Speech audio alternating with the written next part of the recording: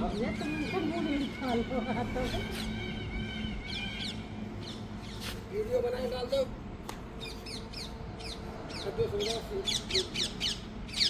अब हाला हम छोड़ के देंगे तुरंत हाथ फोन मारते हैं। ऐसा कुछ नहीं है। भैया वो तो डर लग रहा है बहुत जोर से। लगता है ना तो उसका सही।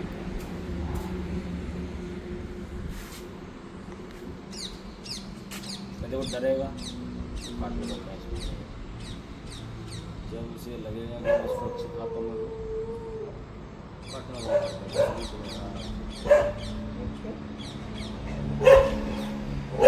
तुम्हारे तो आते ही आते नहीं। तुम तो बालक के जन्म खा लो बोलो नहीं। कहाँ है अभी? महाराज अब तुम जा रहे हो हमारी कंपनी में। उनमें से 2 ही सांप जहरीले हैं। मैं तो तुम्हारे हाथ प्रैक्टिकल में। कोबरा और कॉमन करेक्ट। 2 सांप है, एक तो फल वाला सांप है, नाग इसको कहते हैं, और एक काले रंग का सांप होता है जिसपे सफ़ेद लाइनें होती हैं ऐसे, तो वो ज़्यादा जहरीला है। दोनों ही सांप जहरीले हैं। बाकी ये जितने भी सांप हैं ये सब नॉन जहरीले। हमारे क्षेत्र में रेड स्नैक है, कॉमन बुल घरों में पाए जाते हैं, सबको दिखाने वाले सांप होते हैं, करीब 2 फुट का होता है मैक्सिमम। और चेकर्ड कीड़ियात है वो अत्यधिक मात्रा में पाया जाता है क्योंकि वो पोखरों में, गंदे तालाबों में मछली में खाने वाला सांप है। आपने नालियों में रंग का वो देखा हुआ एक सांप होता है पीले से कलर हाँ का, हाँ हाँ। चितक वरा था, कभी लाल छींटे होते हैं उसमें, कभी पीले। तो चेकर्ड कीड़िया सबसे ज़्यादा मिलता है। और रेड स्नैक है, अजगर भी मिलता है, कहीं नदी नालों के किनारे अजगर भी मिल जाते हैं। अजगर में जहर होता है नहीं, और है 2-3 प्रजाति। मन में यही भ्रम है कि सांप एक ऐसा जीव है जो आदमी के लिए नुकसानदायक है, ऐसा ये लगता है बाई लोगों चांस अगर काट भी ले तो इससे कोई दिक्कत थोड़ा बहुत तो को। ना कुछ नहीं है, नॉन पॉइजनस पूरी तरह से, बिल्कुल 100% नॉन वेनम, बिल्कुल इलाज ना करा कुछ नहीं होगा। कुछ नहीं होगा। जब जहर है ही नहीं तो इलाज की आवश्यकता ही नहीं है इसमें। जब जहर है ही नहीं तो इलाज की आवश्यकता ही नहीं है इसमें।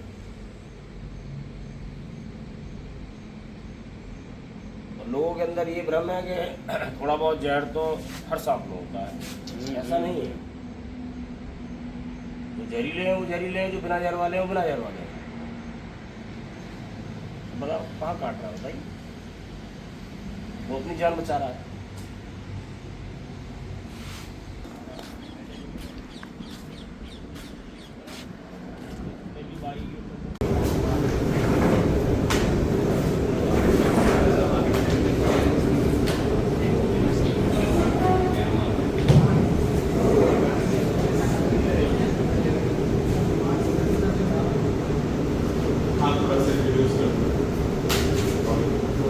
हमारे साथ में सर है जो सर्व सुरक्षा समिति से, सर का नाम विनीत है, विनीत राघव है।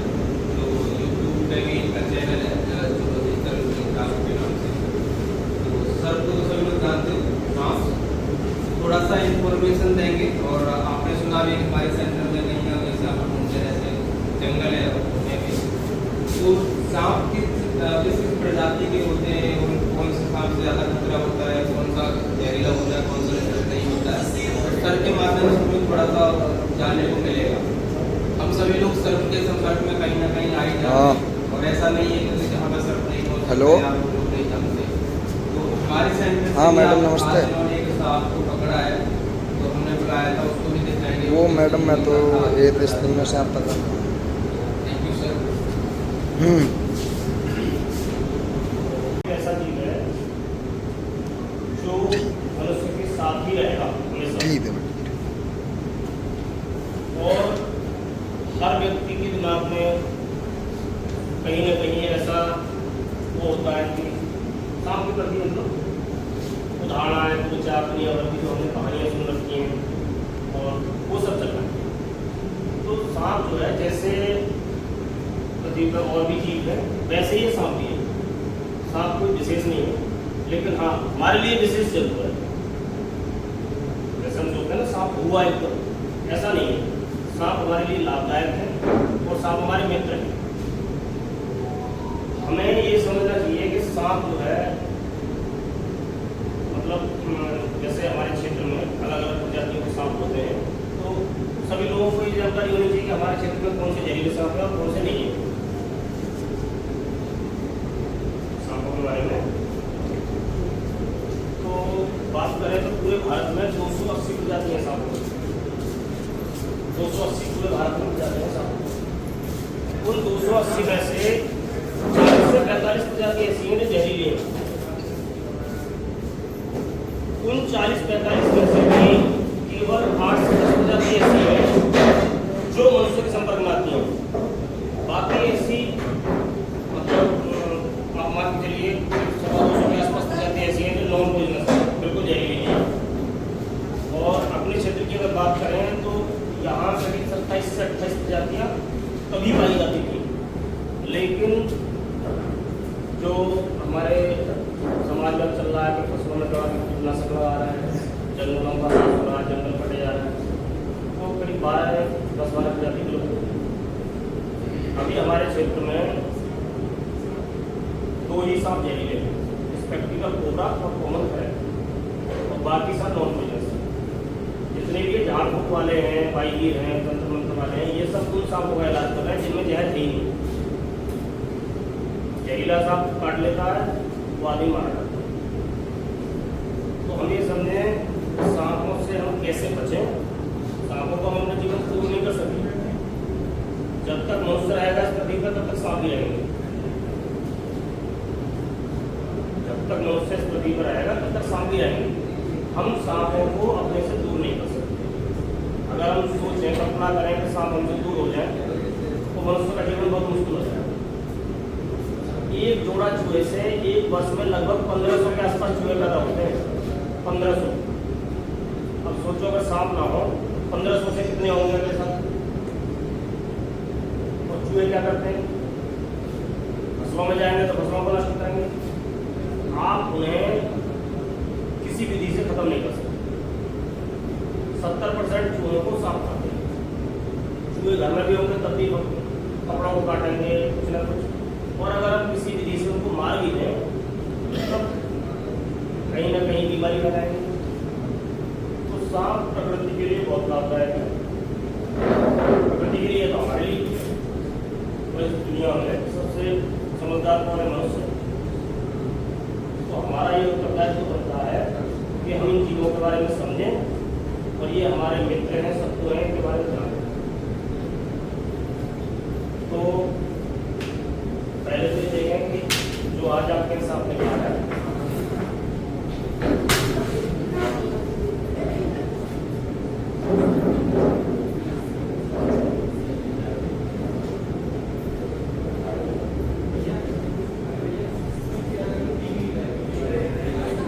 अरे पीछे वाले आगे आ जाओ ना यहाँ पे। ये देखिए आपके आगे नॉन पॉइजनस सांप, जिसको सब लोग बड़ा खास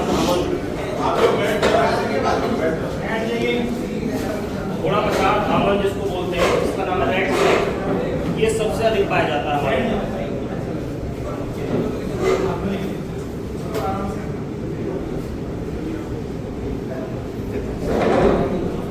आप सबने इसको देखा होगा अपने घरों के आसपास खेतों में। ये नॉन पॉइजनस है, ये है रेड स्नेक। रेड स्नेक है इसका नाम। इसको घोड़ा पछाड़ भी बोलते हैं, धामन भी बोलते हैं।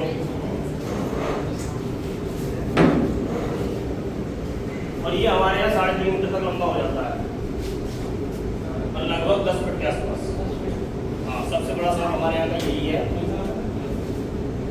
तीनों एक ही प्रजाति के।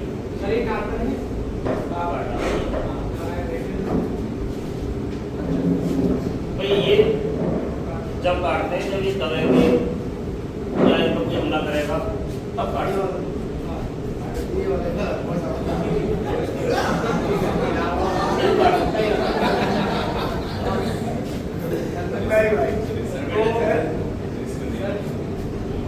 इसकी पहचान करना है आपको। पहले तो देखिए इसकी पूंछ का जो पैटर्न होता है, देखिए क्रॉस में लाइन देख रहे हैं। ये देखिए ये जो पूंछ का पैटर्न है, ये रेड स्नेक में मिलेगा और किसी सांप में नहीं मिलेगा।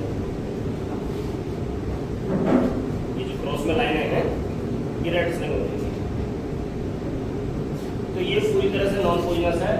और ये जितने भी झाड़ फूक वाले जो इलाज कर रहे हैं, इलाज के नाम पर लोगों को बेवकूफ़ बना रहे हैं, ये इन्हीं सांपों का इलाज कर रहे हैं जिनमें जहर है ही। अगर ये काट भी ले तो कोई इलाज की आवश्यकता नहीं है, पूरी तरह से नॉन पॉइजनस है। तो अगर किसी के घर में सांप निकल आए तो उसको मारे ना और पकड़ने का प्रयास भी ना करें। कोई डंडी वंडी लेके बाहर की तरफ रास्ता दिखा दे तो अपने आप चला जाएगा, और जैसे आया वैसे चला जाएगा। सांपों को मारे ना तो ना मारने दें किसी को, ठीक है ना। अब इसके अलावा भी हमारे यहाँ 2 प्रजाति जहरीली है, स्पेक्टिकल कोबरा और कॉमन क्रैब। देखिए, पहले अगर किसी को काट लेता है तो आप तो निश्चित कर नहीं सकते कि जहरीली ने काटा है नहीं काटा, तो चाहिए कि सीधे मेडिकल पहुंचे। खुद डॉक्टर ना बन के समय बर्बाद ना करें और सीधे पहुंचे मेडिकल में ही इसका इलाज संभव है सांप के काटे का। ये झाड़ फूक वाइल सपेरे तंत्र मंत्र वाले कोई इलाज नहीं कर सकते। ये पीढ़ी दर पीढ़ी ऐसे ही बेवकूफ बना रहे हैं इन्हीं सांपों के काटे के लोगों को, क्योंकि 90% सांप तो नॉन पॉइजनस है। मैं हमारे यहाँ बताता हूँ, मैं 26 से 28 प्रजातियाँ थी, 12-14 प्रजाति विलुप्त हो गई और 10-12 प्रजातियाँ बची हैं। उनमें से केवल 2 ही प्रजाति जहरीली है, स्पेक्टिकल कोबरा कॉमन क्रैब। बाकी red snake, common gold snake एक सांप होता है जो छिपकलियाँ खाता, दीवारों में मिल जाता है, मटियारे कलर का होता है, उसका व्हाइट कलर के पैटर्न होते हैं लाइन से। हाँ हाँ, और वो मैक्सिमम 2 फीट का होता है,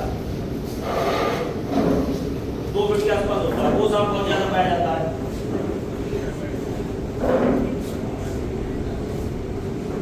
किसी के कोई प्रश्न, कोई भी सवाल इससे रिलेटेड आपके मन में है? हाँ, मन में कोई सवाल हो आप पूछ सकते हो। सर मैंने एक सांप देखा है, ज़्यादातर सर ब्लैक कलर का आता है, खतरा होता है, उसमें व्हाइट दाढ़ी होती है, उसके बारे में कुछ बताएंगे? हाँ, जो ब्लैक कलर का है जिसमें व्हाइट दाढ़ी है, देखिए वो कॉमन क्रैब स्नैक है। कॉमन क्रैब, उसका नाम है कॉमन क्रैब। कॉमन मतलब पूरे भारत में पाया जाने वाला क्रैब। बंगरस रेलियस उसका जो है वैज्ञानिक नाम है, साइंटिफिक नेम। और रात्रिजल सांप है, उसकी मैक्सिमम लंबाई हमारे यहाँ 5 फीट के आसपास है, 5 फीट से ज़्यादा नहीं होगा। कोबरा भी लगभग 5 फीट के आसपास हमारे यहाँ पाया जाता है। तो वो रात्रिजल सांप है। बच्चा होगा तो पतला ही होगा, फुल साइज हो जाएगा तो और मोटा हो जाएगा, कितना हो जाएगा। तो पतले मोटे से कोई मतलब नहीं, उसका पैटर्न क्या है, ब्लैक है और व्हाइट लाइनें हैं, तो वो कॉमन क्रैब सांप है। भयंकर जहरीला है। कोबरा से भी उसका जहर 6-7 गुना तेज होता है। न्यूरोटॉक्सिक उसके अंदर जहर पाया जाता है। और रात्रिजल सांप है, जितनी भी रात में जमीन पर सोने वालों के साथ घटनाएं होती हैं कॉमन क्रैब की ही होती हैं। तो उसके लिए सावधानी ये है कि घर में करें तो जैसे गाँव में क्या करते हैं लोग, ईंट रोड़ा तेज जो है इधर उधर लगा देते हैं। तो घर के आसपास साफ सफाई रखें, सीधी सी बात ये है, साफ सफाई रखें। अगर घर के अंदर आपके चूहे आ रहे हैं तो सांप आएगा ही आएगा, उसमें जहरीला भी हो सकता है, बिना जहर वाला भी हो सकता है। वो तो अपना काम कर रहा है और आपको सावधान रहना है उनसे। आप कैसे सावधान रहेंगे ये आपको सीखना है। वो सावधान है आपसे, वो तो तवे पे काटेगा या तो ये गलती से, अगर भाई आपने चारपाई नहीं दीवार के सारे बिछा दिए तो दीवार के सारे चारपाई न बिछाएं, जमीन पर न सोएं। अब लोग क्या करते हैं गाँव में, छत पर सो जाते हैं जाके जमीन पर। तो ऐसा नहीं, छत पर सांप नहीं पहुंच सकता। बहुत सारी घटनाएं हम देख रहे हैं, छत पर सोने वालों के साथ हो रही है, जमीन पर सो रहे हैं। तो मच्छरदानी का जमीन पर भी सो रहा है तो मच्छरदानी का प्रयोग करें।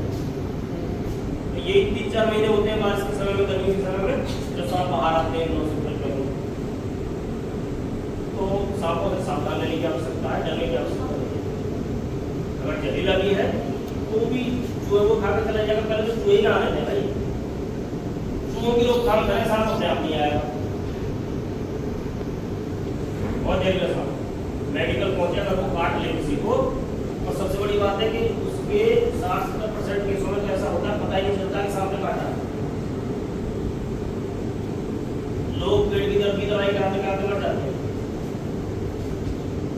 क्योंकि उसके दांत होते बहुत भारी। जमीन पे आदमी सो रहा है या किसी कारणवश बेड पर, क्योंकि आप देख रहे हैं बेड आजकल ऐसे बन रहे हैं दीवार के सारे लगा देते हैं तो कूड़ा कचरा इकट्ठा होता रहता है। घरों में दरवाजे ऐसे होते हैं कि कहीं ना कहीं से साफ सफाई जाता है। बेड पे लेटे हुए बच्चों को काटा है, कई घटनाएं हुई, पूरे से की कई घटनाएं हैं तो बेड का सांप ने चढ़ के काटा है। सांप तो चूहे के चक्कर में बेड के ऊपर आ गया होगा, तो आदमी का हाथ कर लगा, गर्दन पे काट लिया, हाथ में काट लिया। तो अगर सांप काट ले जहाँ के चक्कर में ना फंसे, सीधे मेडिकल। अलीगढ़ के आसपास तो अपना ये मेडिकल है, जेल मेडिकल है जवाहरलाल नेहरू। और अगर पूजा उसकी तरफ जाते हैं तो उधर मेरठ है। बाकी बुलंदशहर पूजा में तो मुझे नहीं लगता कि कोई का इलाज है, सीधे अलीगढ़ आया तो ज़्यादा अच्छा है। और अलीगढ़ में भी ये छोटे मोटे डॉक्टर या छोटे मोटे हॉस्पिटल इलाज नहीं करता है, मेडिकल है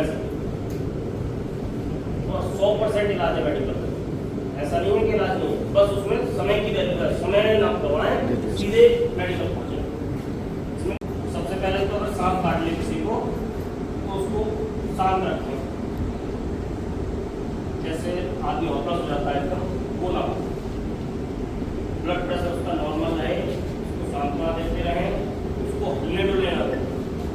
अगर हिलेगा डुलेगा तो ब्लड सर्कुलेशन बढ़ेगा, जहर और गति से फैलेगा।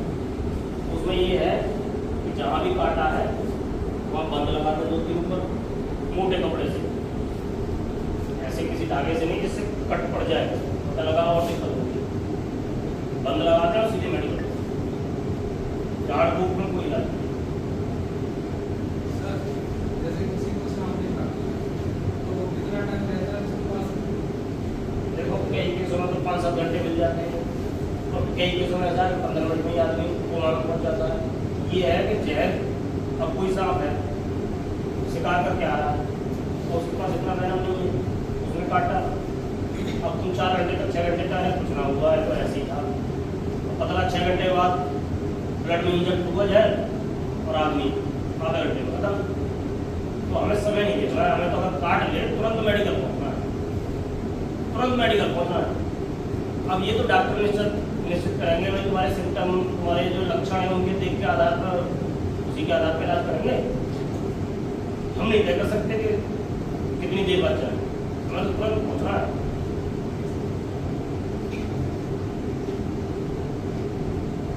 और बताइए बस। तो 2-3 चीजें बहुत क्लियर है कि सारे सांप जहरीले नहीं होते। अभी आप लोग क्यों डर रहे हो, और आपने 3 सांप इनके हाथ में, और इन तीनों सांपों ने हाथ में पकड़ने के बावजूद में एक बार भी बाइट करने की कोशिश नहीं की, ठीक है ना।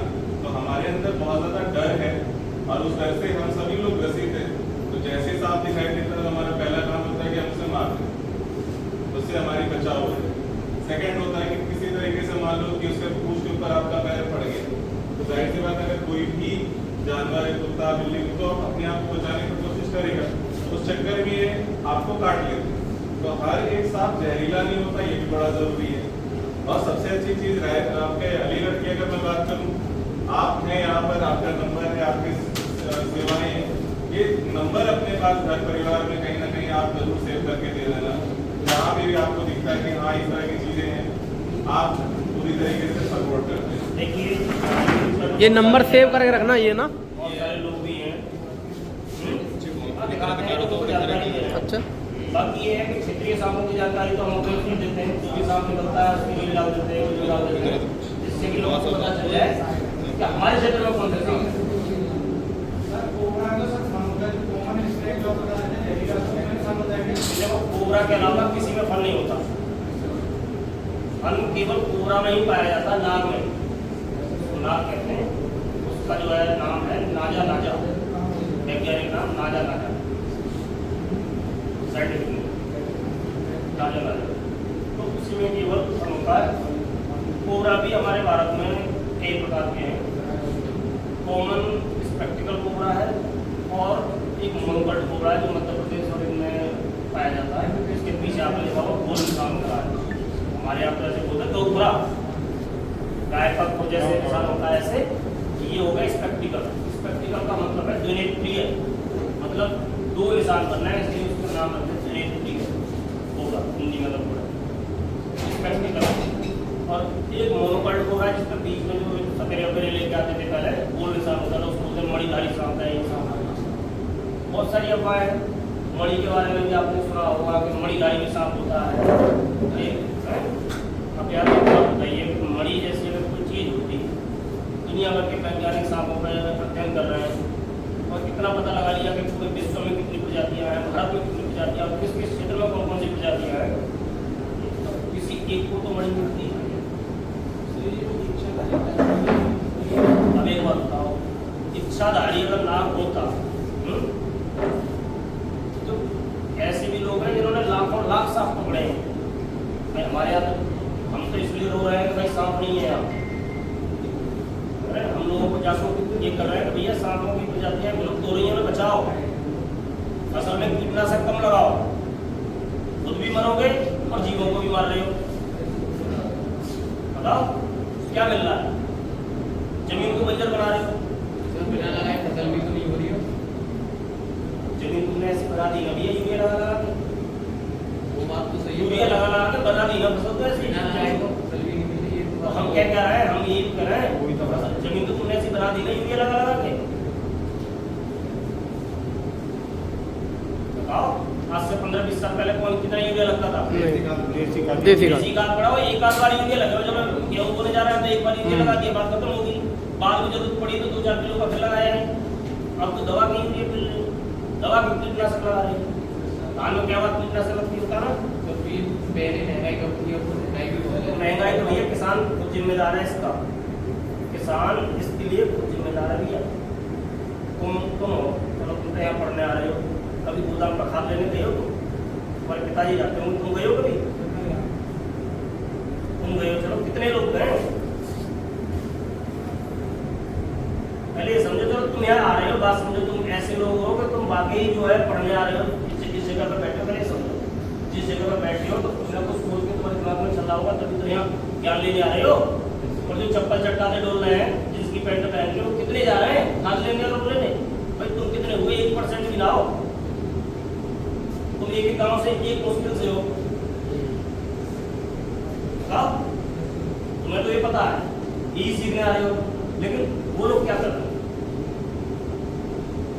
मैं तुम्हारे लिए विशेष नहीं कर रहा, मैं सबके लिए बोल रहा हूँ।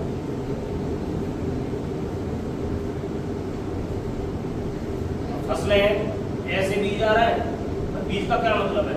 जो बीज पहले से ही बीमार है वो तुम्हें कैसे स्वस्थ कर सकता है बताओ?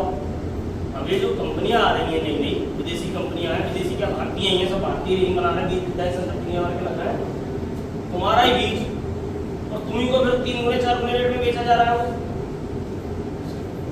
तुम्हारा ही बीज। और तुम्हें ये बता दिया उन्होंने कि ये बीज तुम्हारे यहाँ का जो बीज है ये उपजेगा ही नहीं, फिर बीज कैसा रहा वो जो उपजेगा नहीं? अभी तुम बाजरा लेने जा रहे हो, पहले ले आओ, ये ले आओ, वो ले आओ, बताओ तुम्हारे घर में बाजरा पैदा हुआ है तो वो क्या है, वो उपजेगा नहीं? उसको नहीं बोल रहे हो तुम 400 रुपये 600 रुपये किलो को बाजार से लाके बोल रहे हो? बताओ तुम्हारा 20 रुपये किलो जा रहा है, तो तुम 400 रुपये किलो को वापस ला रहे हो। एक ऊपर करके वही बात है, अपना छिड़के आता है नहीं, इसका सीधा सा क्या है कि अगर मान लो कि हम कोई भी चीज करते हैं जो अभी तत्काल के लिए तो लाभकारी है, तो अभी हमने यूज कर लिया, उसका मेरे को प्रोडक्शन हाई मिले, बट वो कोई ना कोई चीज तो हमसे लेकर जाएगा ना। हमारी जमीन की जो उर्वरक शक्ति है, जो प्रोडक्शन कैपेसिटी है, आप केमिकल डाल के उसे बढ़ा तो सकते हो, लेकिन कब तक? लेकिन अगर आप वही नेचुरल पेस्टिसाइड्स को यूज करते हो और आपका जो पहले गोबर की खाद वगैरह बनती थी, केचुआ कृमि वगैरह खाद बनाकर वो डालते थे, अगर उसी का उपयोग किया जाए, और हमारे यहाँ फसलें होती थी रबी खरीफ जाए, 3 तरीके के हम लोग फसलें डालते थे, एक ही चीज पैटर्न ना बने और उसकी जो लगातार जो प्रोडक्शन क्षमता है वो बनी रहे, लेकिन हम अपने लाभ के कारण लगातार उस चीज को बदलते चले गए। कम समय में ज्यादा प्रोडक्शन हो तो उसका दुष्परिणाम तो 10 साल बाद 15 साल बाद मिलना हमें को पड़ेगा ना। उसके बारे में आप बता रहे हैं कि अगर आप आज तत्काल लाभ के लिए कुछ भी करने की कोशिश करते हो तो आगे चल के कुछ ना कुछ आपको उसके एवज में देना पड़ेगा। तो आपको शीघ्र लाभ को न सोचते हुए लंबे टाइम के लाभों के बारे में ज़्यादा सोचना चाहिए और ज़्यादा से ज़्यादा नेचुरल जो फर्टिलाइजर्स है उनका उपयोग करें, ना कि यूरिया। वो आपका कहना है। उससे और कहीं ना कहीं ये सब जीव प्रभावित हो रहे हैं आपसे। मनुष्य ही एक ऐसा जीव है जो बुद्धि है, इसको ईश्वर ने बुद्धि दी है और किसी जीव में तो बुद्धि नहीं है। तो ये पृथ्वी को बचाने का दायित्व किसका है? मनुष्य। और हम तो कह रहे हैं बचाओ मत, कम से कम उसको नष्ट तो मत करो भाई, बचाओ मत। बचाने की तो औकात ही नहीं है मनुष्य। मनुष्य क्या बचाएगा? तो नष्ट करता है। तो वेस्टेज भी छोड़ेगा तो भी वही गंदगी। ऐसा कोई जीव नहीं है जो वेस्टेज छोड़े, चाहे सांप हो, चाहे गाय हो, चाहे कुत्ता हो, कोई भी, ये वेस्टेज को खत्म करते हैं। आदमी के उसमें अगर ये जीव ना हो ना तो आदमी खुद ही इतना नरक बना लेगा, खुद ही रह पाएगा, खुद ही मर जाएगा। ये जीव संतुलन बनाए हुए हैं तो कम से कम भाई फसल बो रहे हो आप, बीज में खेल रहे हो, आप बीज ला रहे हो बाहर से, चिड़िया मर जा रही है, लाख चिड़िया मर जाती है, पता ही नहीं चलता। 4 दाने चुप गई मर जाती है चिड़िया, आपको पता ही नहीं है। आप बाजरा लाए, आपने बखेर दिया, उसमें दवाई लगी हुई है, कीटनाशक लगे हुए पहले से, ये मर गई। एक्चुअली ये जो कॉन्सेप्ट है जो आप बताने की कोशिश कर रहे हैं, हमारे आप लोगों ने भी पढ़ी है 5वीं क्लास 6वीं क्लास का सब्जेक्ट, जो बोलते हैं पारिस्थितिक तंत्र, इंग्लिश में बोलते हैं इकोसिस्टम। तो हमारा जो पूरा का पूरा चीज़ है वो सब इकोसिस्टम के ऊपर आधारित है। ये इसका आहार है, इसका आहार है, इसका आहार है, इसका आहार, इस तरह के सर्कुलेशन में पूरा घूमता रहता है और हमारा सब कुछ बैलेंस भी रहता है। जहाँ पे एक कड़ी कोई भी गायब हुई तो दूसरे की कैपेसिटी, दूसरे का जो चीज़ें हैं बहुत हद तक बढ़ गए, अभी दूसरी चीज़ों को नष्ट करने लगे। इम्पोर्टेंस रखता है कि अगर सांप नहीं रहेंगे तो चूहे बहुत ज़्यादा हो जाएंगे और चूहे बहुत ज़्यादा हो जाएंगे तो फसलें नष्ट हो जाएंगी, फसलें नष्ट हो जाएंगी तो हम लोग खाना कहाँ से खाएंगे? इसलिए सांप बहुत जरूरी। कुल मिला के ये है कि हमें समझें कीटनाशक का प्रयोग कम से कम हो। बीज जो भी बो रहे हैं हम वो अपने बनाए हुए होंगे। भाई हमारे यहाँ बाजरा हो रहा है तो उसको हम संरक्षित करें, बीजों को खुद अपने यहाँ 2 बार 3 बार तो कम से कम हो ही सकते हैं उनको भी, जब एक बार ले आए तो इसी में किसान का पैसा खराब हो रहा पड़ जाता है। इसीलिए किसान की जरूरत ही नहीं होती, दवा की यूरिया लगाना है, जितनी लागत लग रही है उससे कम फसल हो रही है, वही घाटे में किसान, क्योंकि लगभग पैसा तो सब आपका वही जा रहा है, कीटनाशकों में जा रहा है। धान है, धान में तो 1-1 फुट पानी खड़े हुए हैं, धान कोई तालाब की फसल हो रही है, लेकिन हमारे यहाँ के किसान नीचे से, हम तो टंकी से 1 बूंद पानी बहता है उसको भी बचाने की सोच रहे हैं। तो भाई पहले हम सोचते थे कि भाई शहरों के लोग जो है बहुत पानी बहाते हैं, बहुत, मतलब ये प्रकृति को सबसे ज्यादा नष्ट कर रहा है शहरों के लोग, हम ये सोचते थे। AC चला रहे हैं साहब, ये AC में सबसे ज्यादा प्रदूषण हो रहा है, सबसे ज्यादा वो ये हो रहा है। लेकिन आज अगर देखें तो ग्रामीण क्षेत्र का योगदान सबसे ज्यादा है पानी बहाने में। ट्यूबवेल चल रहा है, शहर का आदमी कितना पानी बहाएगा? 2 litre, 4 litre, 10 litre, 20 litre, 50 litre. आप धान में दबा कर पानी चला रहे हैं, 1-1 फुट, 1.5 फुट गर्मी में पानी खड़ा हुआ। धान कोई तालाब की खेती थोड़ी है, नमी चाहिए। कौन कह रहा है? पढ़ो पहले उसके बारे में भैया, पढ़ो, नमी चाहिए उसको। धान तालाब की खेती नहीं है। ये इतना पानी लगा रहा है, 1 फुट पानी क्यों लगा रहे हो? पानी में हुआ सर उसमें घास हो जाएगी ना, घास हो जाएगी, बात आ गई ना, घास केवल आपको पानी चलानी है। तो सर आप घास हो जाएगी, पानी से नहीं मरेगी तो दवा लगेगी फिर। धान क्या बना नहीं सकते सर हम धान को सर। ये 1 किलो धान उगाने में कितने लीटर पानी खर्च होता होगा ना? 1 किलो धान उगाने में 450 लीटर पानी खपत होती है औसतन। और आप ये तो उसके आंकड़े हैं जिन्होंने धान के दुनिया भर की फसलें हुई 450 लीटर, और आप लगा रहे हो कम से कम 1500 लीटर पानी। 1500 से 2000, क्योंकि आपको पहली फसल भी चाहिए भयंकर गर्मी की, आज तो आप लगा नहीं रहे।